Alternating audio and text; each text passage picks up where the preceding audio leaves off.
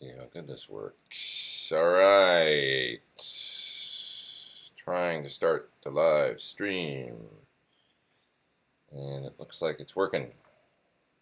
Hope this works. I have no idea how good the internet is here at my hotel outside of Tokyo.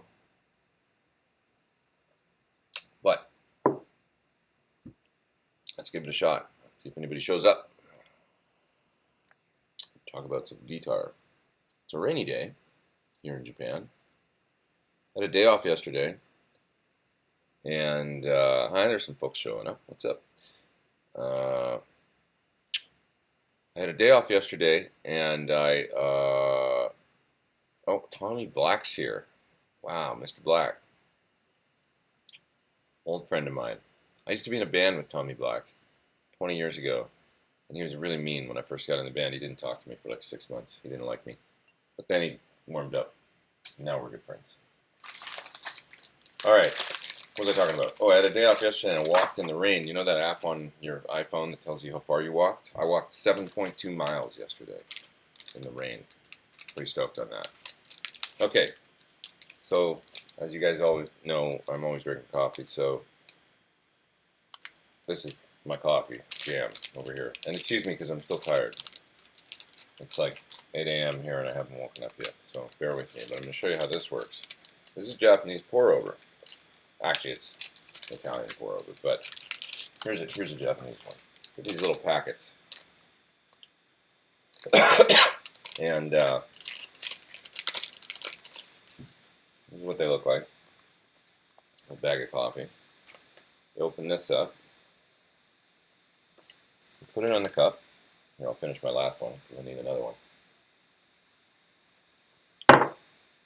You put it in the cup, and then you just pour the hot water over it. And this is what you got to do in times of need. And there's no other way to. So, boil in the kettle. No other way to get coffee for the moment. So we have 70 people on the line. That's pretty good. Tommy Black says he loves me. Love you too, Tommy Black. You're a good man. All right. I better get started here on the boil the kettle and answer some questions. Tell us about that 1950s Gibson you posted. Find that video on my phone. So it was a shop called Guitar Trader, which I did a video a little while ago on my YouTube. One of my favorite guitar stores in Tokyo. I went there yesterday. They had a whole like gaggle of 1950s Les Pauls. Sorry, I'm boiling the kettle, so it's gonna get noisier for a minute. Okay. You guys see that?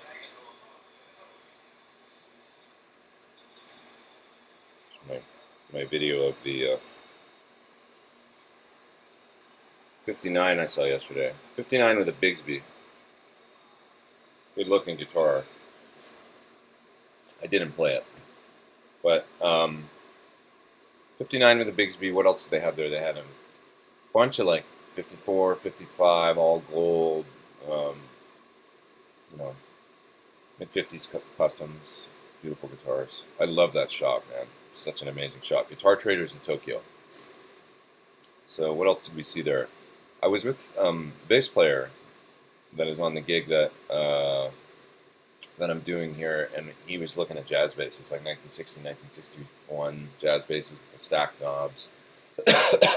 And I think he played a couple, and he's such a good bass player, so he's got great tone in his hands and stuff.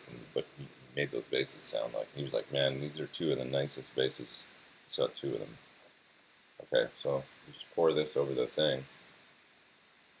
Let it drip in the cup. And hey, it's pour over time. Off the kettle.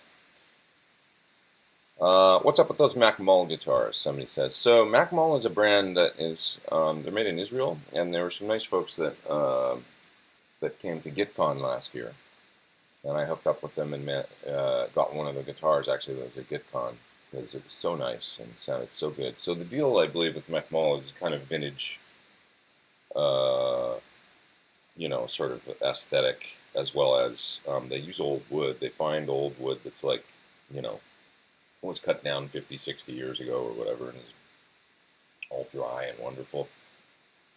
So I believe the board on mine is Brazilian rosewood, and it's an alder body that is like 80 years old or something. They told me, and it rings like crazy. And people have heard it in the videos, that I've made with it and stuff, and said like, "Wow, that guitar really sounds." It's one of those guitars where the tone kind of comes through. I feel like loud and clear even in a YouTube video. And that's rare and pretty cool, I think. Thanks for hanging with me here while I make coffee. It's hot as hell because it's water's boiling, and it's like it has to sit here for like 5 minutes before I can drink it for sure. At least 10 minutes maybe. Okay. So anyway, the McMullen, beautiful neck too and fretwork. Everything on the guitars is really, really nice, and they feel kind of like vintage guitars. They feel like old guitars. Mark says stream is good as usual, which is great because I wasn't sure about the internet speed here. So rainy in Western Washington. Yeah, it's super rainy here. Yeah, I walked all day yesterday. I have a cough too, and I did it anyway. I walked all day in the rain yesterday. Spain, Norway, Newfoundland. This is great. All kinds of folks here. I don't know if I'll have as many as usual, but there's 130 online right now. That's pretty good. This is an interesting question. Brett Prescott says, "Hey, I know you used to use divided by 13 LDW. Just wondering how I dialed it in." Kind of as you would. It's really I think kind of a JCM 800 sort of preamp. So similar, kind of just moving the tone controls around from 5. It's not like a plexi where you want to dime everything or anything like that.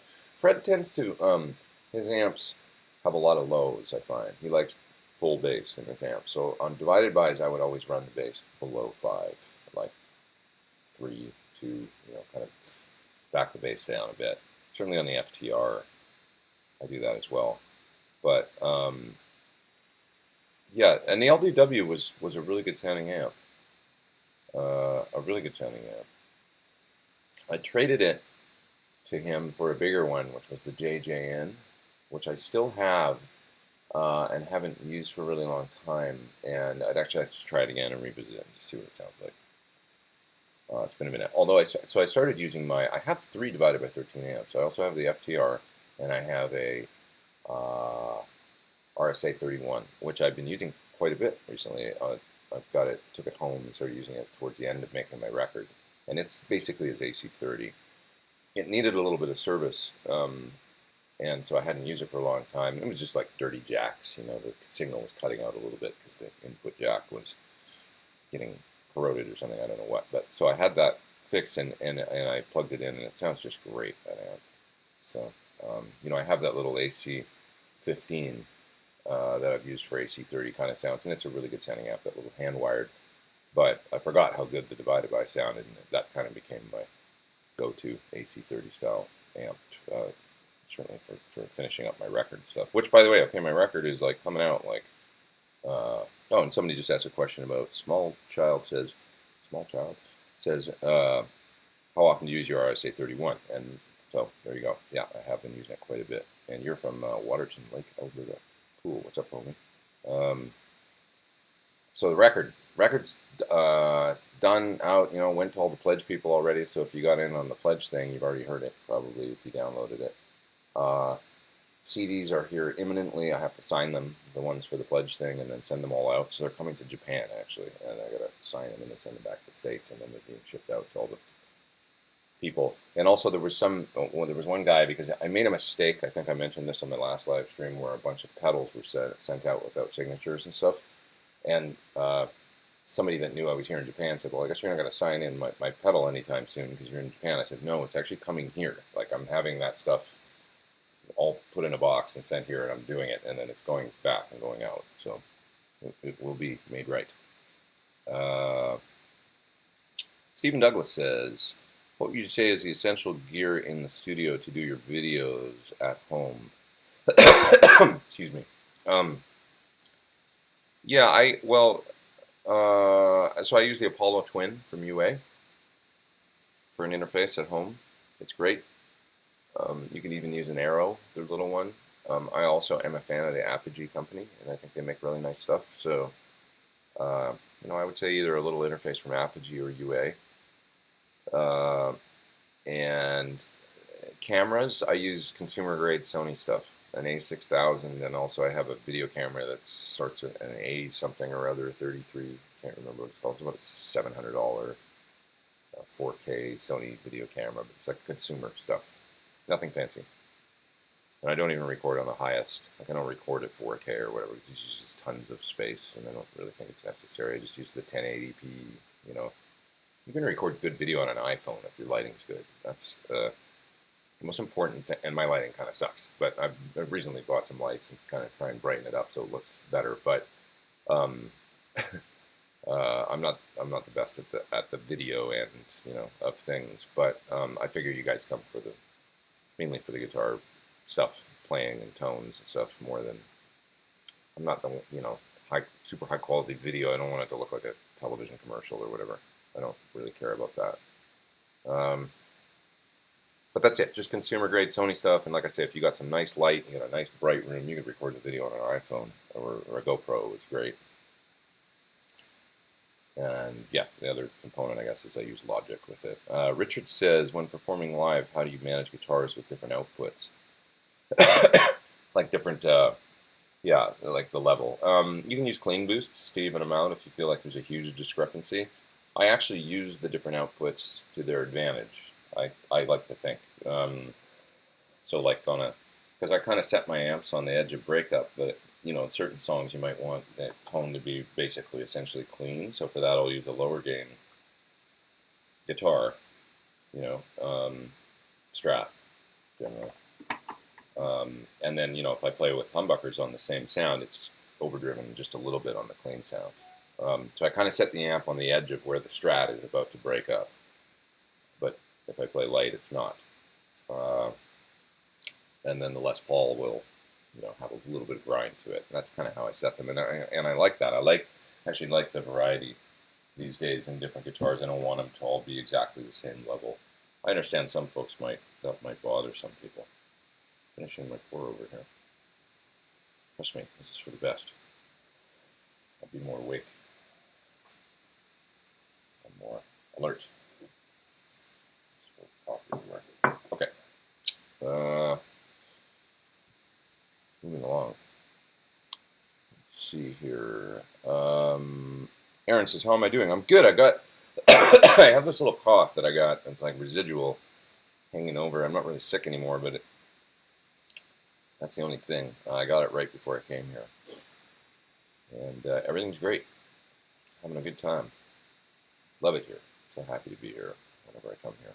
And the rad thing is I learned hiragana and katakana, I'm still working on katakana really, but I've got hiragana dialed, and that's 2 of the Japanese alphabets. And I'm practicing every day because you just read everywhere you go. I can just read signs all over the place, and I'm like really practicing.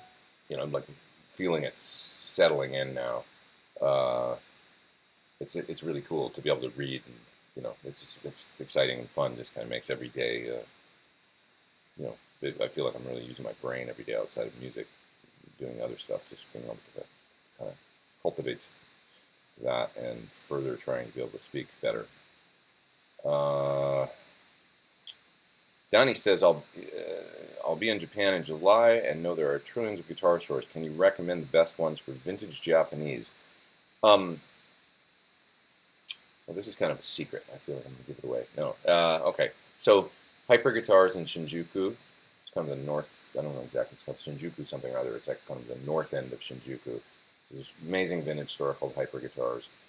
Upstairs from Hyper Guitars is another store. I don't know what it's called, but it's a multi-floor store that has a buttload of vintage Japanese guitars. So, Bernies and Grecos and stuff. Check that out. Also, Ochanomizu, the classic kind of. Ochanomizu is the guitar district in Tokyo where it's like 3 square blocks or 4 blocks of nothing but music stores and guitar stores. And if you go there, you'll find quite a few, vintage Japanese guitars around there, as well as new Tokai and stuff like that.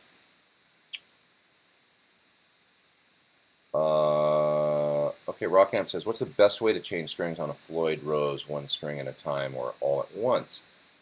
I don't really think it matters. Folks like Sir, I think what they'll do is they'll put kind of a block or something behind the bridge so it holds the bridge, and then just take them all off at once, but it's holding the bridge. You know what I mean? Like you wedge it underneath, but it doesn't mar the finish or whatever. You can do that. Like use a little piece of something that's got a soft finish, but that's hard. Like I don't know. I'm not sure what they use, but wedge it underneath the bridge so the bridge doesn't go back further as you're taking each string off, and then you can just tune all the strings down, unlock them, do them all at once. Certainly on a guitar with a maple neck, I don't really worry about it in any guitar, to tell you the truth. I just take all the strings off and then put all the new ones back on. It's much faster than doing one string at a time. Sometimes I do the one string at a time thing if I'm just not thinking about it. But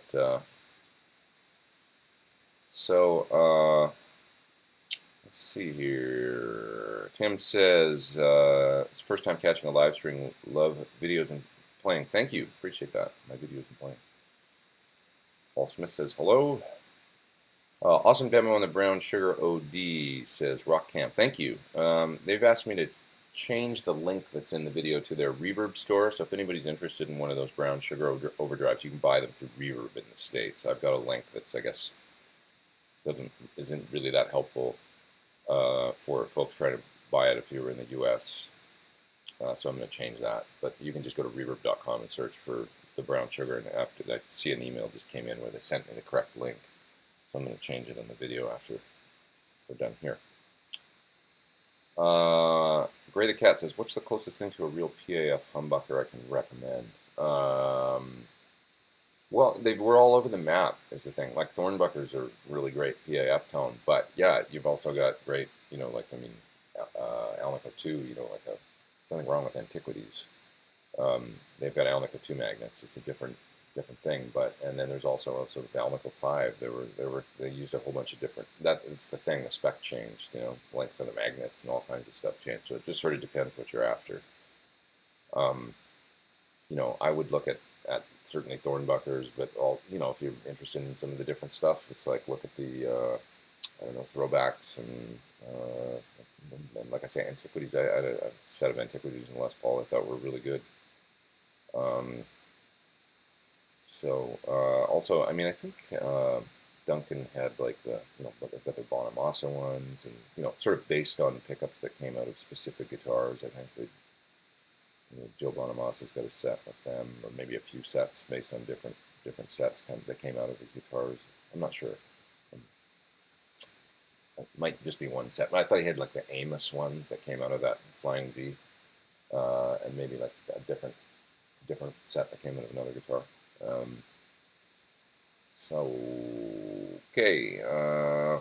Any Japan exclusive guitars you can't find in the States that I love, like McMullen. There's a whole bunch of brands here. There's one company called Crews, CREWS, and they make really, really great guitars that aren't too expensive. So for like around $1,100 or $1,200, for instance, like I played a Pelham Blue SG once that they made that was awesome. And it was about $1,100, I think. And they're Japanese made, really nice. They have some higher end stuff as well. It's like whether you get lacquer and all that stuff, it can add to the price.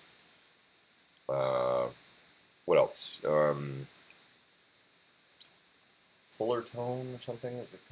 I've seen some of their guitars that look really nice. There's Japanese brand. Well, I like Tokai's, and some of the stuff that comes out of Fender Japan. I think anything that comes out of Fender Japan is only domestic at this point. Like you can't get it in the States. So they've got all kinds of cool models that are kind of player price, like under $1,000 that are made in Japan that you can only buy here, and they'll be Strats or Tellys and stuff, and they've got 6105 frets and nice comfortable radius and certain pickups and stuff spec'd for there's like models that you'll see for Japanese guitarists. Like I saw some Gretches yesterday at the Ikebe store that were in Shibuya that were a certain artist's spec or whatever that are purely for the Japanese market. Beautiful, like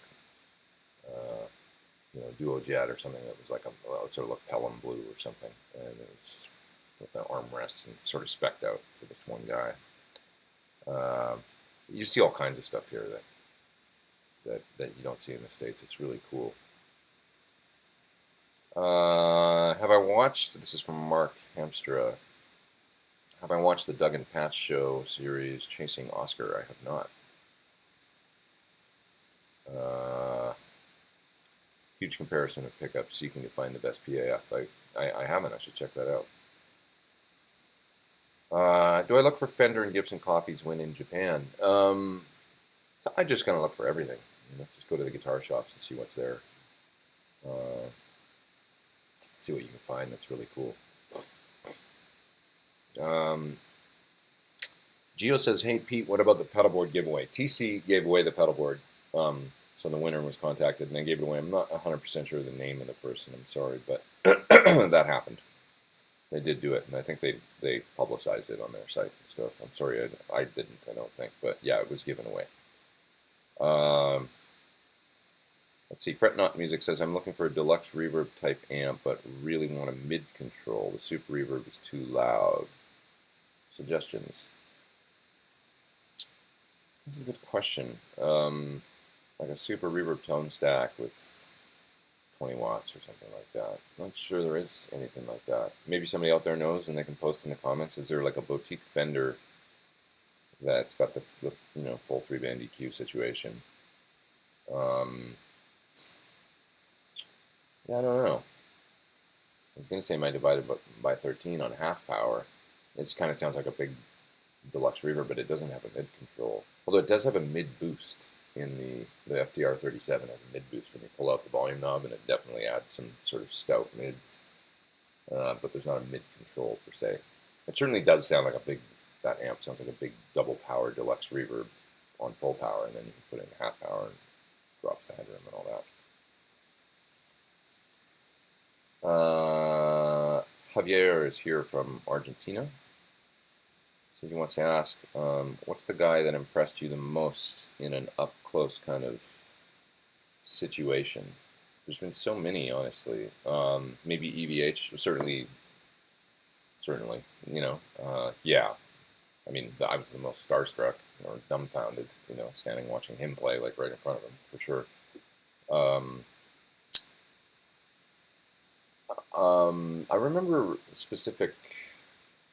When I went to GIT, it was like I did a bunch of those open counselings and stuff, and you'd be in there in a little room with like Scott Henderson or some really amazing guitar players. I saw so many.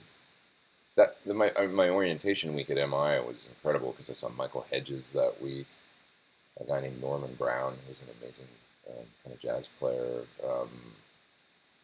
All kinds of incredible guitar players that first week I was at MI, and that's so long ago now. But Michael Hedges, man, he blew my mind. He did it was like at the P100 room in MI. If anybody's ever been to GIT, it's kind of the concert hall on the bottom floor of GIT, and there's like 700 guitar players in there, all sitting there waiting for a show, and he comes out. I mean, big balls. He comes out and says like,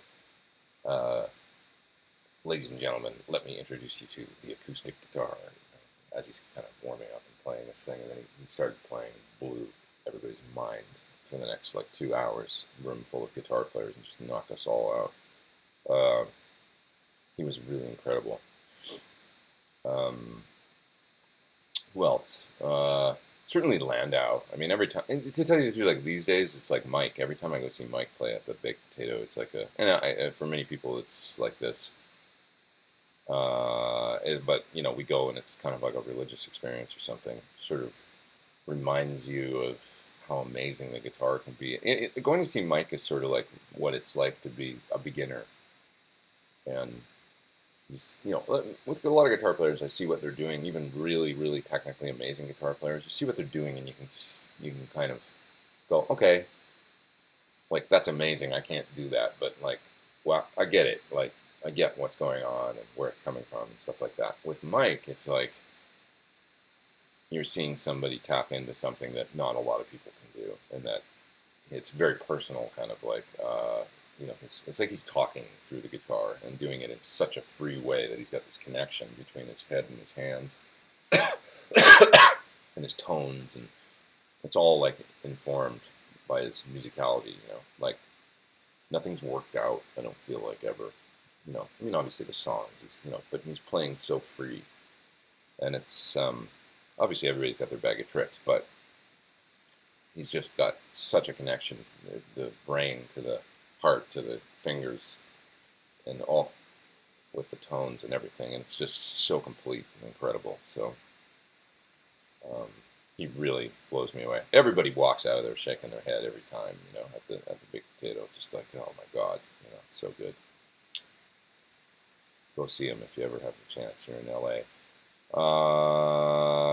Ted says, lovely to have you back. Brighton, England, here. I like Brighton. The new album's killer. Thank you. Thank you so much. I'm so excited. I mean, it comes out and it's going to be out everywhere. So the 19th is the official day that Pete Thorn 2 comes out. And it's really exciting to have it done, and it's like, wow, it's done and coming out. I listened to it for the first time in a few weeks the other day, and it's like, it's nice to get away from it for just a second, and then I listened to it and I'm not hearing any. There was things while I was mixing that were bothering me, and every little thing you hear, a kick drum or a cymbal that you don't like the sound of, or some guitar thing that pokes out, and it's like you don't hear that stuff anymore after you get a second away from it. It's like, oh, you just listen to it as a complete piece of work. I'm super stoked on it. Puppy G says he's in Yokohama a couple times a month. Where am I based out of? Well, I'm moving around because I'm on tour, so we're rehearsing in a few different places, actually, doing band rehearsals, production rehearsals and stuff. And the first show is in Osaka in a couple weeks. And then we'll be kind of moving around. Generally, once the tour starts and stuff, I end up staying in Tokyo, kind of hubbing out of Tokyo to different cities. Sorry if I'm kind of groggy. I'm so tired this morning. I don't feel jet lagged that bad on this trip. I did pretty good, but this morning I'm exhausted for some reason. Aaron says, any advice on mixing and recording software for beginners? GarageBand. If you have a Mac, it's free. If you've got a Mac. If you don't have a Mac, I'm not that familiar with PC software. I mean, I think people like Cubase. I know a lot of people use Cubase on PC.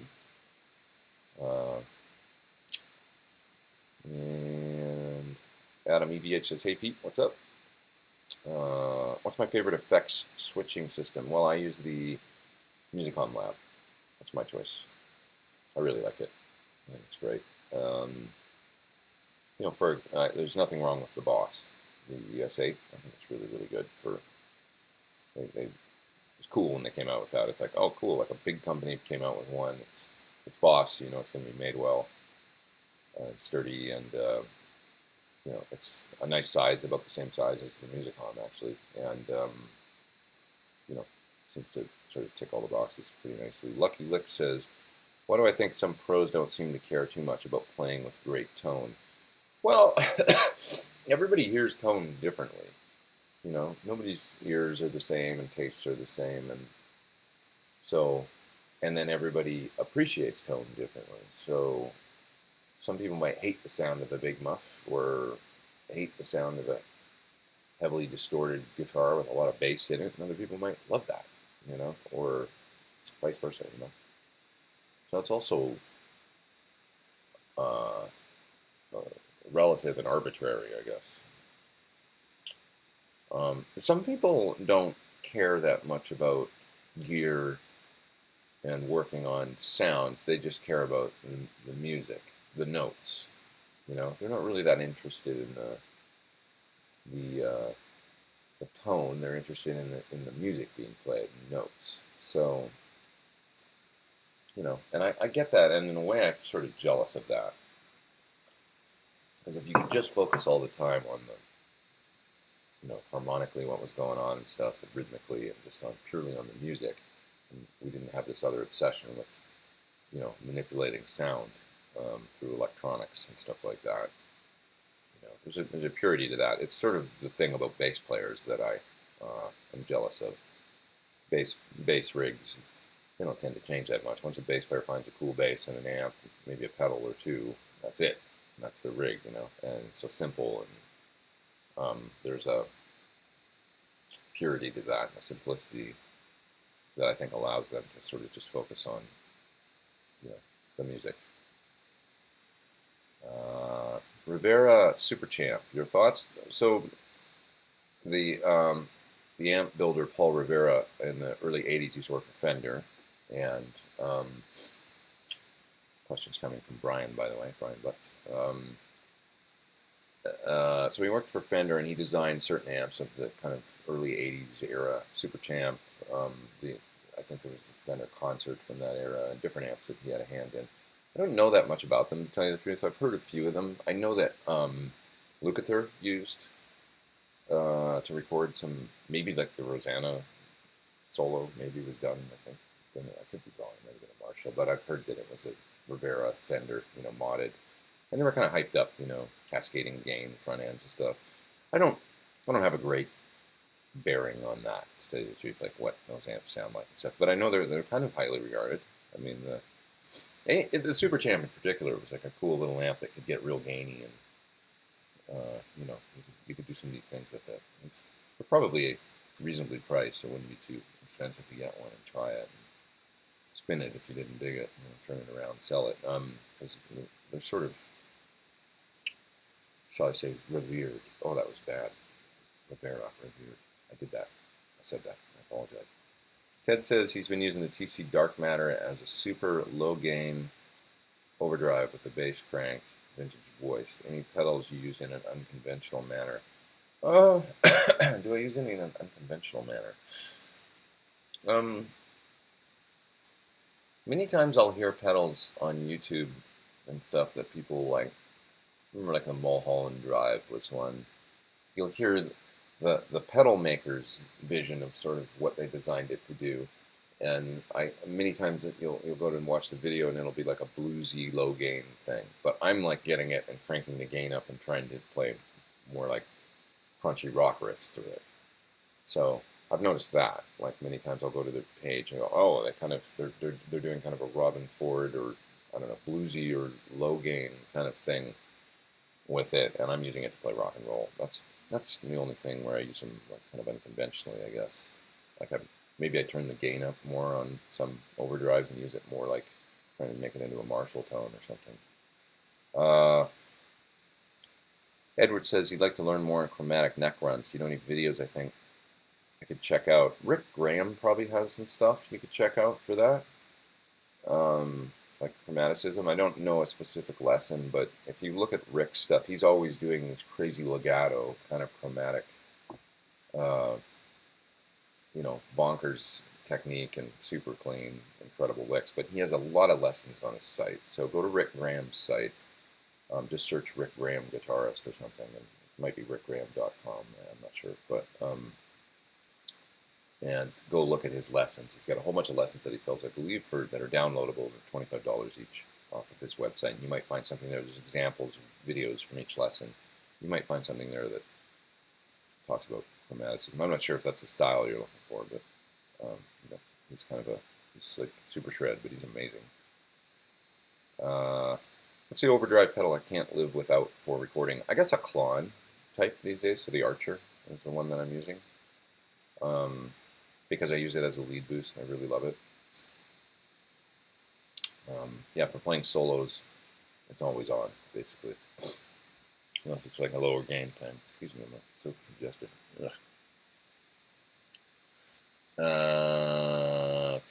Okay. What's the last book I read? I guess maybe the Glyn Johns biography. It's just really quite good. Glyn Johnson, a producer of many artists, worked with everybody from, you know, Beatles, Who, Zepp, all kinds of folks. His book was pretty cool.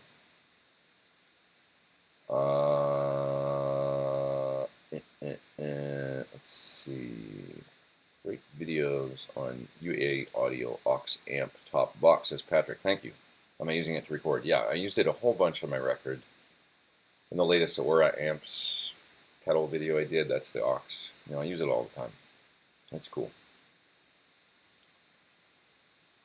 Did I use it in the Aura Amps video? I think I did. Now I'm trying to remember if it was the Celestion IRs with the Sur reactive load. I just can't quite remember. I'm sorry. But anyway, I use it a lot. Have I ever had an opportunity to check out some of the Black Star amps? Well, I've only ever tried one, and it's right here. This is my hotel room amp.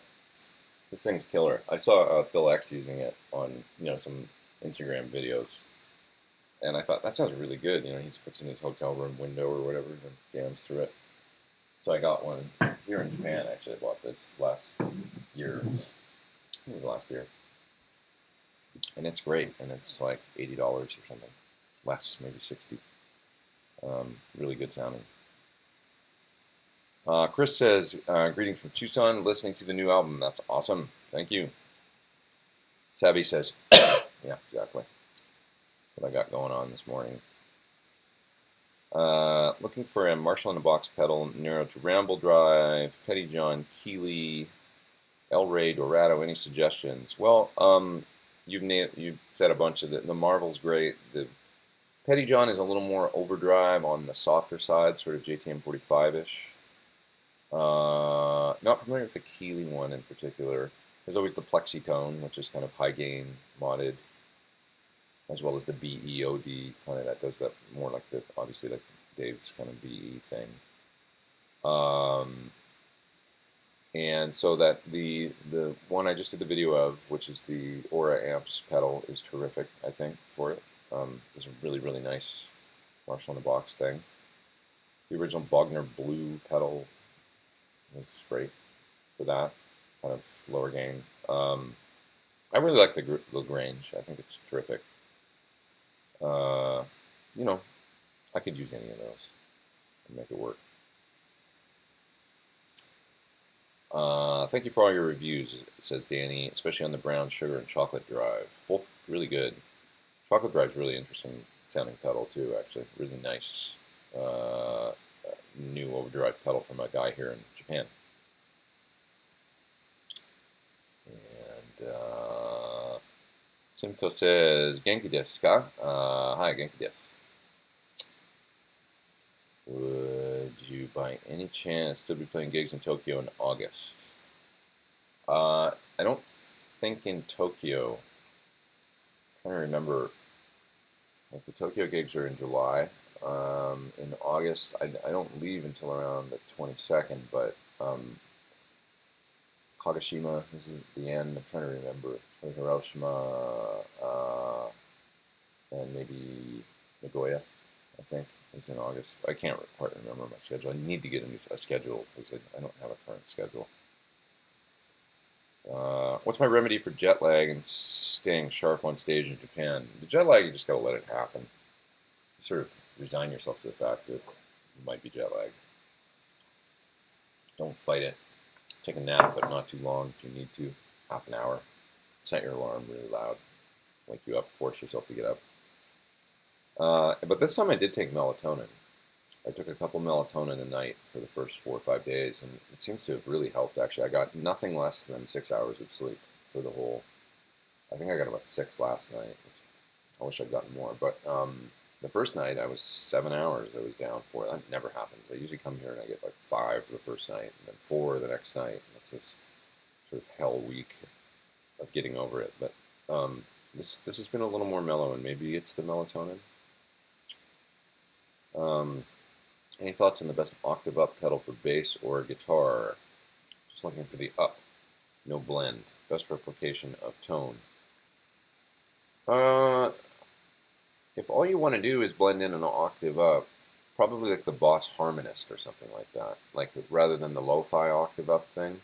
There's any Octavia style fuzz will do that kind of stronger octave as you get up the neck, especially on the neck pickup sound. But if you just want an octave up, I would probably look at something like the Harmonist or like an Eventide H9, and use the octave up pitch transposition and just blend it in.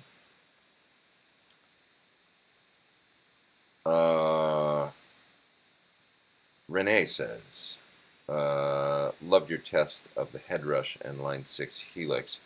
Wondering about picking one of them up.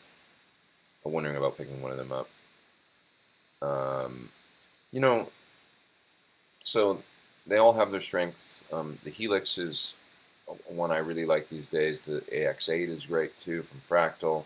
The head rush is nice. It's got the touch screen. It's a little simpler than all of them. A little fewer options maybe, but it sounds good. The GT1000, although I worked on some presets for it, I have not tried myself in its finished form. So I don't really know on that one. I'll have to get hands-on with it. Ever tried Dirty Shirley one channel? Is it really as expressive, responsive as they say? I think the Dirty Shirley is a terrific sounding amp. It's one of my favorite amps that Dave makes. And it also has a really, really nice clean sound.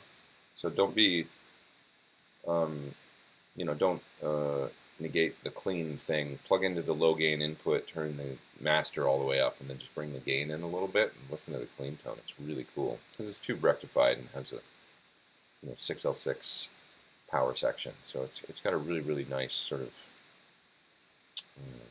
ballooning kind of clean tone. Benjamin says, still eating clean in Japan? Yes, I always feel better here. I get here and it just works for my belly for whatever reason. I always feel good eating here. And it's not hard. There's good food everywhere.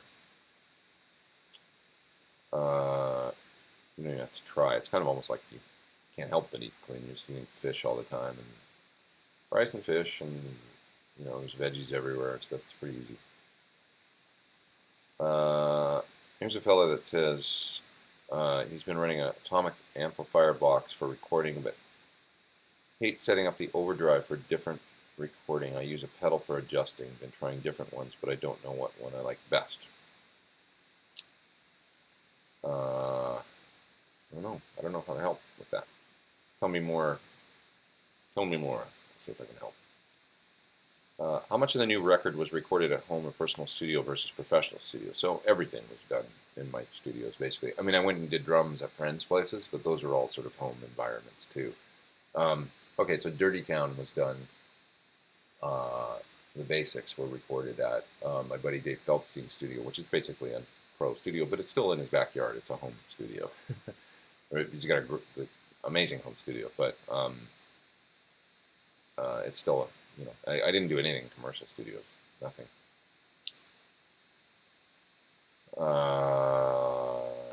About half the guitars were cut. Probably most of the guitars were cut in my home studio, actually, and some of them were done 40% maybe at my studio space. I just like working at home a lot these days.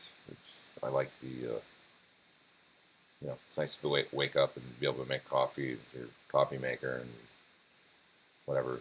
Open up the windows, it's nice and bright. I like that. I like the light. Yeah.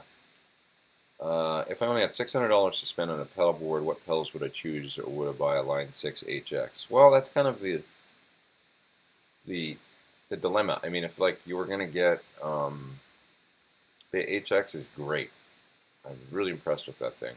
If you want an all-in-one kind of thing that's easy to carry and you don't want to deal with putting a pedal board together, it's certainly a great option that you can get that and you're done.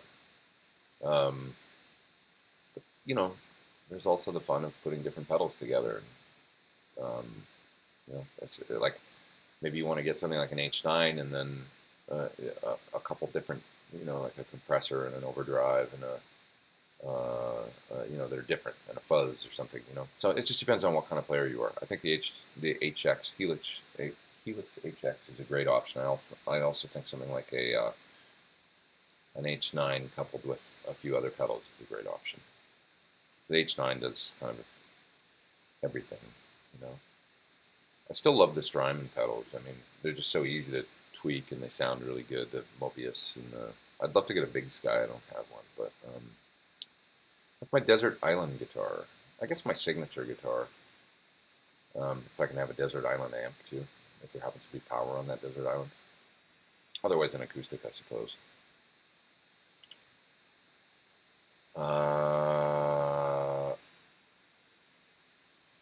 Okay. My bridge crashed right off once when I took all the strings off. I think that must be a Floyd Rose comment from Hypersonic Monkey Brains. My bridge crashed right off when I took all the strings off. Yeah, it can just come right off if you're not careful. That's why you kind of got to keep it something under the, you take the Floyd Rose and you angle it down, just put something underneath the back of the bridge, and then when you take the strings off, it'll rest against that, and it'll stay on the knife edges and won't come flying off or whatever. Take all the strings off. Huge fan of the J Custom line from Ibanez, says Fizz and Sprinkles. I have too many. Have you checked those out? I haven't. Absolute Japanese perfection. I haven't. I'd like to get a Joe Satriani Ibanez. I kind of like that one. That'd be cool, because I like Joe. I like that model. It's got that kind of rounded body and looks cool. The red one, single coil in the neck and the humbuck on the bridge. I don't know. That's the one I bond with as far as Ibanez goes when I look at it. I've felt a neck on one too, and it feels nice, kind of vintage sort of profile. Nice, feels like a nice Strat or something. Not too thin or whatever.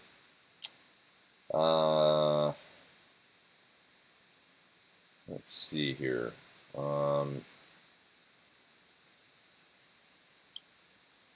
Kevin says, "Hey Pete, you've tried lots of IRs. What's your current fave?" For the Celestion ones, I tend to use the greenbacks in the 412.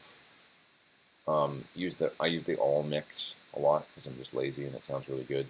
But sometimes I'll blend like the dark 2 57 with like the balanced 57, and then maybe blend in the room mics too. That can sound really good for like a hard rock kind of tone. Sometimes it sounds better to me than using the all mix to go in and start tweaking some of, like blending a few different mics, and that's really easy to do in Mix IR too. If you get that plugin for IRs, you can easily pull them in. And then I love the room mics. So you gotta pan the use the plugin in stereo, pull in the left TLM 170, I think it is, the TLM 193, whatever the Neumann room mics are that Celestion used. Pull in the left one, pull in the right one into 2 slots in Mix IR2, hard pan them, blend them in at about 10%, and then pick a couple of close mics and just blend those at whatever, and it just always sounds really great when you do that. The room mics are killer. Turn off the close mics and just listen to the room mics. It's really fun. It sounds like you're standing back in a really nice studio, jamming like 20 feet from your amp.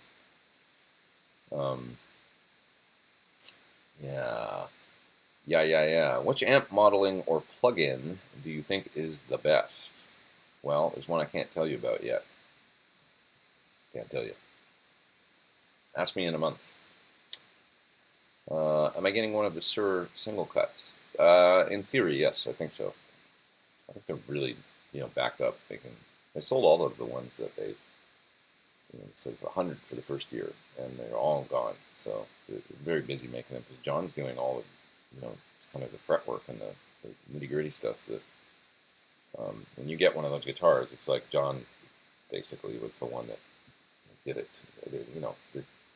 There's still CNC and all that stuff, right? But when the guitar's coming, he's doing a lot of the finishing stuff on them, including the frets. He's very particular about the frets and the nut and all that stuff. So he's basically the one that's tweaking every single one. So that just takes time. Any news on the Ocean Turquoise PT signature ship dates? Don't know. You'd have to ask Sir.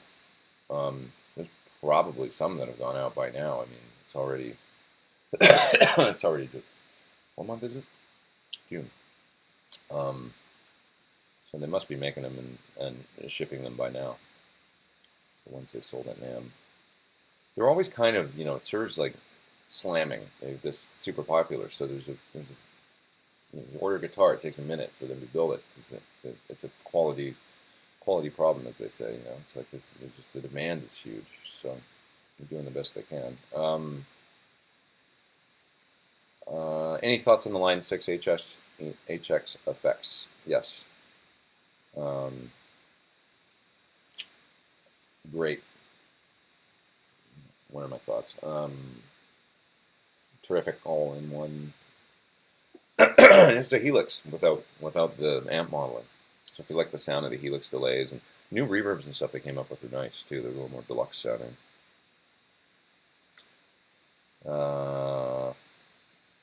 Corinne's talking about her father. I'm not sure. I think he passed away recently. I'm really sorry to hear that.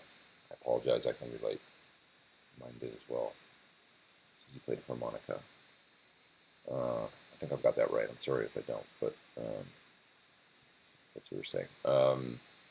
Let's see. Can you get John to make gold covers for the Thornbuckers? You can order it with gold covers now. Any Thornbucker pickup. They decided to do it. It's just be aware that it's going to be a little darker sounding.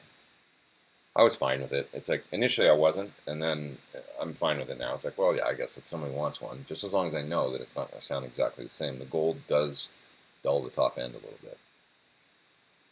Actually is a thing. Where can you buy the new CD? So new CDs will be available through CD Baby. Not quite out yet, but the 19th will be you can order it on the 19th through CD Baby. It was live that day, and it'll also be at iTunes and everywhere else on that day. Christopher says, hi from Korea, come to Seoul. I would love to. I would. Maybe sometime soon. I find myself diming the mids a lot on my modded JVM, even the clean side. Thoughts? I guess you like mids. That's from Casey. That's okay. Maybe the mod changed the mids. I don't know. Armando says, have you tried that Lab Series L5 preamp pedal? No, I haven't. I forgot about that. But yeah, I guess there's that. It's the Ty Tabor thing. I would like to try it. Lucky Lick says, what do I think? Some notable pro guitarists don't really care about playing with good gear. Well, I think that was the same question before, right? If you like their music and they're getting, if the music moves you, that's all that matters. If you don't like the tone enough that you don't want to listen to them play, I guess that's an issue. But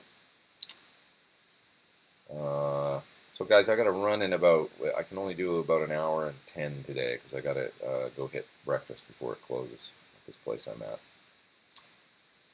So I'm going to go about another 10 minutes. Tom K says, have your amp tech put a mid control on the back? Oh, that's an interesting thing. So yeah, on a Fender amp that doesn't have a mid, like a deluxe reverb, you could have a tech add a mid control on the back. That's a really good idea. What's the best alternative to a hot plate? So you want to use an attenuator. My favorite attenuation device for a while has been the Fryette, because I think it sounds the best, the Power Station.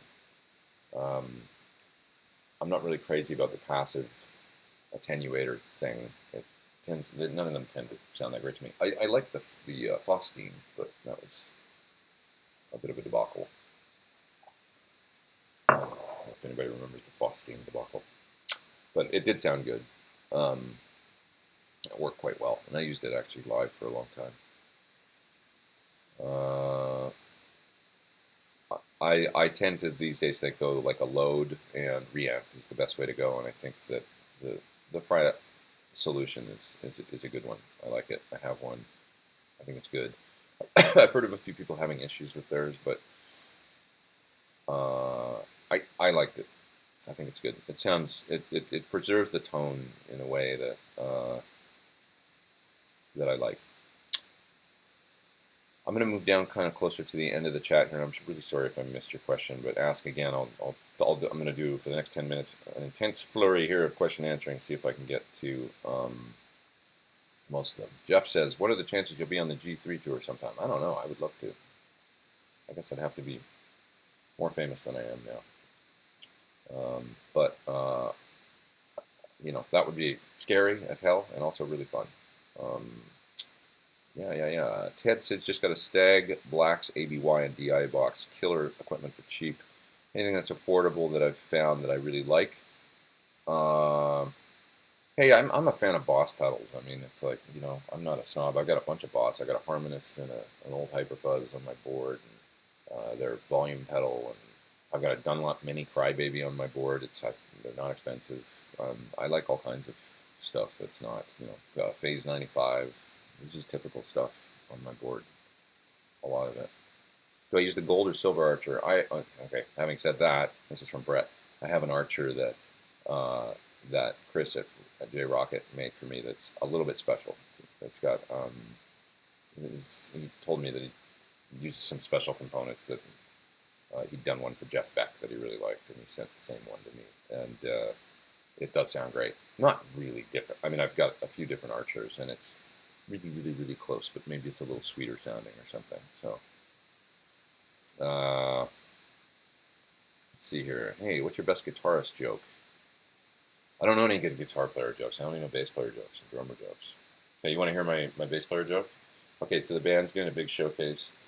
Sorry if I told this and anybody's heard it already. Band's doing a big showcase to get their record deal, and they're at, let's say, the Viper Room in LA. And they're there showcasing the labels all out there, and all the suits are out there standing there watching the band, like, you know, and the lead singer's up on stage and he's singing. He's thinking, like, you know, he's like singing his, oh, just going for it, screaming. He's thinking in his head, like, man, I'm going to buy a mansion up in those Hollywood Hills, and I'm going to get a fancy car. And the guitar player's over there, and he's playing. He's like, man, I'm going to buy a 59 Les Paul, and I'm going to get, like, you know, flying V's, and I'm going to have, you know, 18 Marshall stacks. It's going to be amazing, you know. It's incredible. And then the bass player's over there going 3, 3, 3, 3, 3, 5, 5, 5, 5, 5, 5. Okay, that's my bass player joke. It says thoughts on David Grissom. Love David Grissom. He's amazing. Great tone, and he's just an incredible, incredible.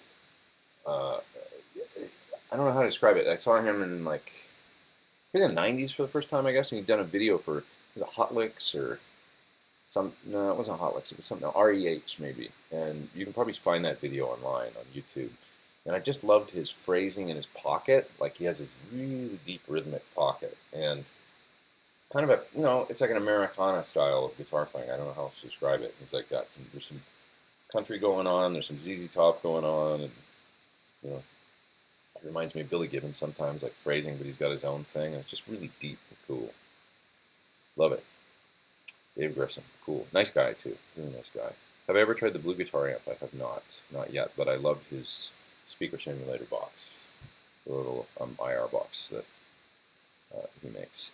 Do I mess with pickups much, or am I happy with the Surs and the signature pickups? I mess with pickups a little bit, not as much as I used to when I was a kid. I was always going and buying new Duncans and popping them in my guitars. I loved it, but not as much anymore. I do have a set of Strat pickups that Ron Ellis made me that I can't wait to put in my guitar, and I just haven't done it yet. In a guitar, I want to hear what they sound like.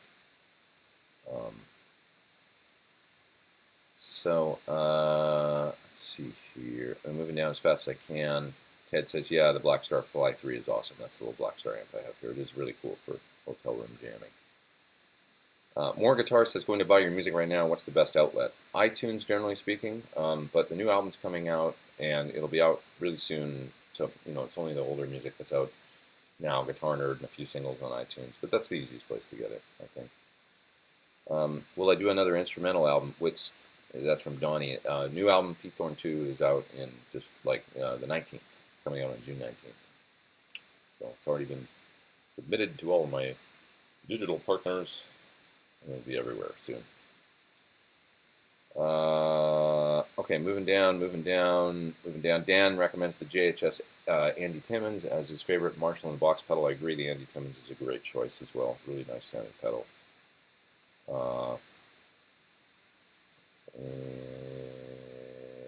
Hoppy Strat says, wasn't expecting you at this time. Yeah, I put a post on my on my Facebook about it. It's just because I'm in Japan, so I woke up at 8 a.m. to do this. I believe it's, you know, it's now almost 5 p.m. Pacific Standard Time. I got up at 7 so I could do it. So if I'm doing it and I'm able to do it, I should be able to do it next week, I would think. Same time, it'll be 4 p.m. Pacific Time next Sunday. Any Tim and Pete shows in the can? No, but I do have a new single coming out that Tim is playing on, and there's a video of us playing together on it. So that's another thing. That'll be coming out on the 19th as well. You can watch that. And there's another special guest playing on that song as well, and I have a video of all of us playing the song. So that'll be out on the 19th. YouTube video with Tim. So hopefully that hold you over until we get another Tim and Pete show done. At least we're jamming in the same tune. He played amazing on it. I loved what he played.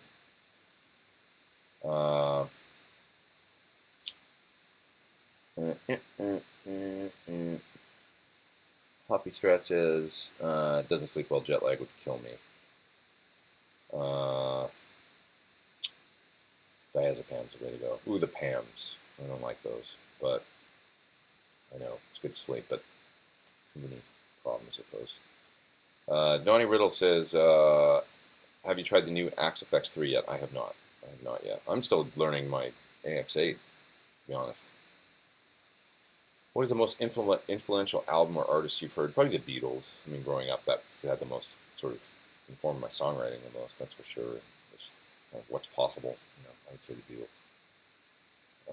It's their entire catalog. And Simto says, thanks for answering my question. You're welcome. Nice to have you here.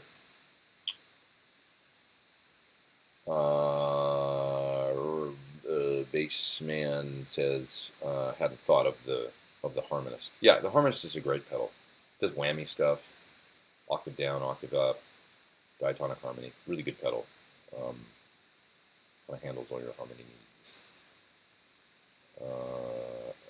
Okay, moving down. Tom says, when you get a song with a verse in C Ionian,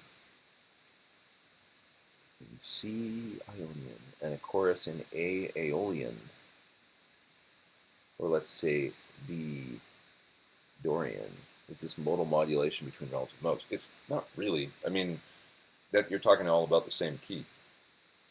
So I don't really think about things that way. I mean, I just think of it as like whatever, you know, whatever chord the song seems to rest on, that's the mode that I feel like. It's like, you know, I always think of like a song that goes, if it seems like it keeps coming back to A, but the chords are in the key of C major, it's like, then I'm thinking, oh, it's A Aeolian, you know, like that's the way I think about it. If it seems like, you know, it's, for instance, Breakdown by Tom Petty, okay? So it's going doom, doom, doom, doom, doom, and I think it's A and G, right? The G is major, the A is minor. It seems like it rests on the A chord, right? Dun, dun, dun, dun, dun, that feels like home. So then I'm thinking A Dorian. I do that. That's the way I think about it. I don't think like G major. Yeah. Oh, except there's an F, isn't there? So never mind. That's a bad example because that would be more like the sixth. So in that case, I would be thinking Aeolian. Sorry. Yeah. It goes F. Right? So it's A natural minor or Aeolian. Sorry, not A Dorian. So that's the way I would think about it. Whatever that home bass chord is, that's the one I'm thinking, okay, I'm thinking about that as the root of the A or whatever. So then I reference that mode. I hope that makes sense. I don't know. That's the way I think about it. I gotta go soon. I gotta go. It's 5:07. I'm gonna go at 10 after. Have I played Jerry Cantrell's Friedman Double J? A little bit. Yes, I do like it. I like the Jerry Cantrell model, and I also really like the Butter Slacks. It's great for heavy stuff. When I'm recording at home, am I usually alone, or do I have a producer or a friend there to give my feedback? Never. Sometimes I wish I did. Always just me. I spend a lot of time alone. A lot of time alone. Super Motorcat says, I love the fuzzes on my Helix. Surprisingly, I agree. They're good. There's some great ones in there. Nothing wrong with that. If it works. If it sounds good, it is good. Okay, moving down as fast as I can. If I was to get the H9 basic model, what effects would I buy? You know, the vintage delay, the rotary, some of them, like one of the multi-effect ones that has like, you know, mod and reverb and delay all in one for sure. Those would be key. Vintage digital delay, you know, is really nice for doing kind of mod delays and rolled off delays.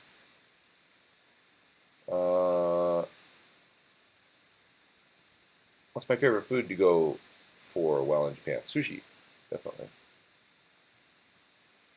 Moving to the end here of the chat. Raxel says, your video is the best. Thank you. Do you ever plan to put together a small pedal board of key pedals to use? I feel like that's my main pedal board.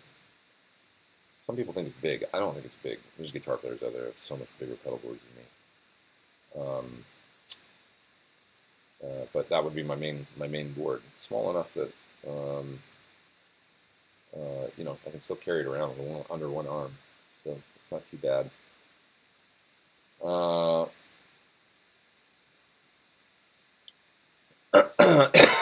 Excuse me. Oh God, terrible.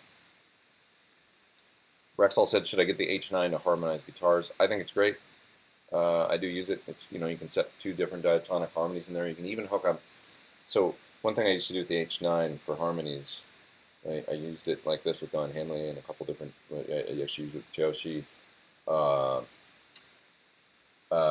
Is that sometimes I would play parts where, you know, sometimes you need a 4th and sometimes you need a 5th, and then there's one other harmony, maybe an octave or something in there that you're playing, and so you can hook up via expression pedal to the H9. You can hook up an expression pedal and morph between a couple different intervals. So it's like, for this part of the song I need a 4th, but then as soon as I go to this note I'm going to need a 5th. You just roll that expression pedal down and get, you know, practice playing the part like that. So it's really great for that. All right. Have I played with Alex Hutchings? No, I met him once at NAMM. He's a nice guy. A good guitar player. A big repertoire. Really good. James says he's got a Marshall Silver Jubilee 100, but he can't play it. Looking for attenuation. Which one is good? For attenuation, what you're asking about the aux and Rock Crusher recording. I like the attenuator in the Rock Crusher. My favorite one, once again, is the Fryette. I have the most luck with the Fryette Power Station, I believe it's called, being the least imposing on the tone. And it's got enough tonal shaping options with the presence and depth on the power amp, as well as the switches for the load to kind of like tune the load, that it seems to just work really well. Okay. All right, guys, I'm going to run. So anybody else here just right at the end? Have I tried Ernie Ball expression pedals? Is there new ones? I've used the Ernie Ball expression pedals, low impedance ones, over the years many times. Best overdrive for 1972 50-watt Marshall. Probably something like a Klon or Klon bass like an Archer, or maybe, you know, if you want more hard rock, 80s hard rock sound, an SD1 or OD1. You know, so one of those, like the old Boss SD1 can sound great. Tube Screamer is a great thing in front of an old Marshall, I think. Sean Pierce Johnson's here. Give me the Devils. Solar Guitar says, thanks for answering my questions, and hope to see you again soon. I hope so. I'll be here next week. Thank you guys for joining me. I'm going to jet and go. I've got about 18 minutes to get to breakfast, so I got to go. Okay, so everybody have a great rest of your week. Or I guess this is the end of the week. Oh, this is the new week. It's Sunday, of course. All right, so have a great week. Let's start off on a positive note. Have a good week, and I'll see you all next week. I think I should be able to do this same time next week, next Sunday at 4 p.m. Pacific time. And I'm glad you all showed up. Over and out from Japan. See ya.